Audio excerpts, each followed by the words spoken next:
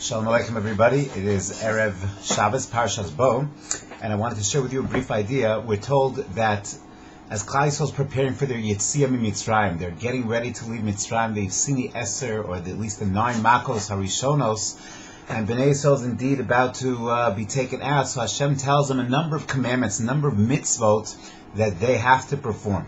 Number one, they have to do the Korban Pesach, and we're told in great detail, take the Seh on the 10th of Pesach. And on the 14th, you'll go ahead and slaughter the Seh. And then you'll collect the blood, and you'll put the blood on your doorpost. And then you'll go ahead and have to roast the animal. A whole set of details of halacha upon halacha, exactly regarding the procedure of Korban Pesach. You have to roast the animal specifically, no bishul. Cannot be eaten raw. When you roast it, it has to be roasted whole. Rosho al kra'av, a spit through the entire animal, and roasting the entire Seh whole. And then the halach is, you have to eat the animal specifically at night, and an isser of nosar. You're not allowed to leave any of the meat of the animal left over till morning. And if you do, then that's what we're told, the din of hanos min ad boker ba'esh tisaref. You have to burn any nosar, any leftover aspects of the basar that is left over. A lot of detailed halachos. That's the first mitzvah. And again, the question can be asked, why all these details? What's the message of all these details? We're also told over here that one of the mitzvahs that they have to do, a prerequisite to Korban Pesach, and thus a prerequisite to Yetziah Mitzrayim, is the mitzvah of Mila, because a Korban Pesach cannot be brought and consumed by an Orel, so Bnei Yisrael has to engage in Mila and take the Dam Mila together with the Dam Pesach, put it on their doorpost. And finally, we're told of the mitzvah of Hachodesh Hazeh Lachem Rosh Chodashim, that Bnei Yisrael is given the mitzvah of sanctifying the Chodesh. Why are these 3 mitzvahs so crucial, so critical, so important, as if you will, a prerequisite for Hashem taking us out of Mitzrayim? So perhaps step by step. When it comes to Korban Pesach, again, let's take a look at the Jewish people for a moment. They've been avodim leparo b'Mitzrayim for 210 years. 7 generations of avdus.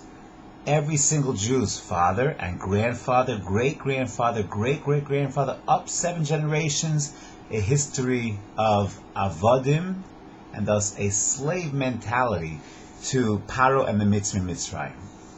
Hashem understood, obviously, that in order to go ahead and enable Bnei Yisrael to be the Am HaNivchar, this slave mentality had to be broken. How do we go ahead and break it? So we'll take the Mitzri God, the symbol of the Mitzri deity, which is the Seh, and we'll take it on the 10th day.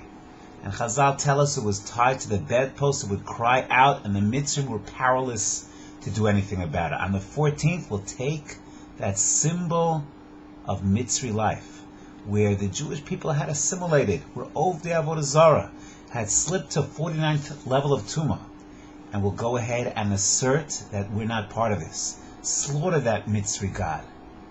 Affirm us as a nation of Elokei Yisrael, that Hashem is our Melech. Slaughter the Mitzri God. No duplicity whatsoever. But it's not enough. Then we go ahead and we take the animal and roast it. The most intensified way of going ahead and cooking something is roasting. And the mitzvah is to roast it on a spit, rosho al kra'av. What's the message over there? I would suggest is the animal should be seen whole, should be seen as a seh, as the Mitzri God. And once again, not sufficient just to go ahead and shecht it, but then to roast it and understand we're roasting, we're killing, we're emasculating in a certain sense the symbol of Mitzrayim.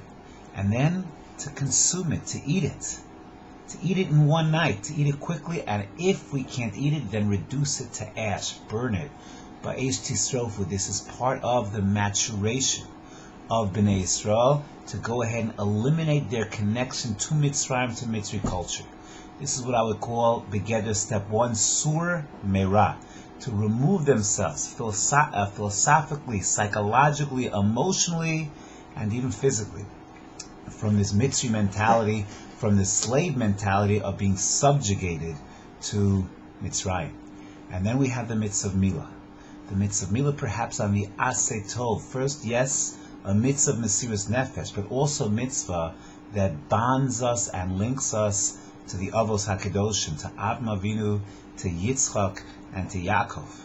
Because after all, they had the mitzvah of Mila. The mitzvah of Mila is the Avos. And to go ahead and first, Sur Meirah, eliminate, separate, distinguish ourselves from the host culture, from that of Mitzrayim, and then Aseh Tov, bond and link to our Mesorah, to the Avos HaKadoshim. And then we're told that the mitzvah of HaChodesh Hazeh Lachem, Rosh Chodashim, to go ahead, again, step one, part of Rav Soloveitchik explained, eliminating slave mentality is we control time. A slave has no control of time. That's why Nebuchadnezzar is potter from all time-bound mitzvos, like an Isha, mitzvah Seishas Ran Grum, because time is not his own. His master controls his time. So, Bnei Yisrael, you're no longer Avadim, you control your time. But perhaps even more profound is that with the mitzvah Chodesh Hazeh Lachem Rosh Chodashim Kiddush Hachodesh, Nisan becomes the first month of the calendar, the first month of the year. It was historically Tishrei. After all, Hayom Harat Olam, Tishrei is when Hashem created the world. Hashem created the world in Tishrei. In that sense, Tishrei has a status of Rosh Chodesh, of the first month, and Rosh Hashanah. However, that is very God-centric, Hashem-centric. And Hashem says to Bnei Yisrael, this is not about me. This is about you, Klal Yisrael, taking ownership of every aspect of your existence, separating yourself from Mitzrayim, affirming your connection to the Avos HaKadoshim, and realizing that you count time and time counts with you. It is all about Klal Yisrael and what Klal Yisrael does. And therefore note that the first month of the calendar, HaChodesh Hazeh Lachem, and indeed when the blood was put on the doorposts, it was not put there so that Hashem would realize which house was a Mitzri house. After all, which house was a Mitzri house, which house was a Jewish house. Hashem doesn't need blood on the doorpost. It was Vahaya Os Lachem. Vahaya Os Lachem, it was your os for Bnei Yisrael to start to build them up, to understand that when Bnei Yisrael takes bailus, takes ownership over their mitzvahs, so then they look to the heavens, they look l'shamayim, and their potential is boundless. And that's really what Hashem wants to impress upon Klal Yisrael with these three mitzvahs. The mitzvah of Korban Pesach, the mitzvah of Mila, the mitzvah of Chodesh Lachem. It's time to mature, to grow out of the constriction of Mitzrayim and become our own people. And our own people means separate from the Mitzri culture, their deities, what they worship, separate from that which constricts us, the Meitzarim, affirm our link to Avos HaKadoshim, to Avram, Yitzchak, and Yaakov. That's the mitzvah of Mila. And finally, realize it's up to us. It's in our hands.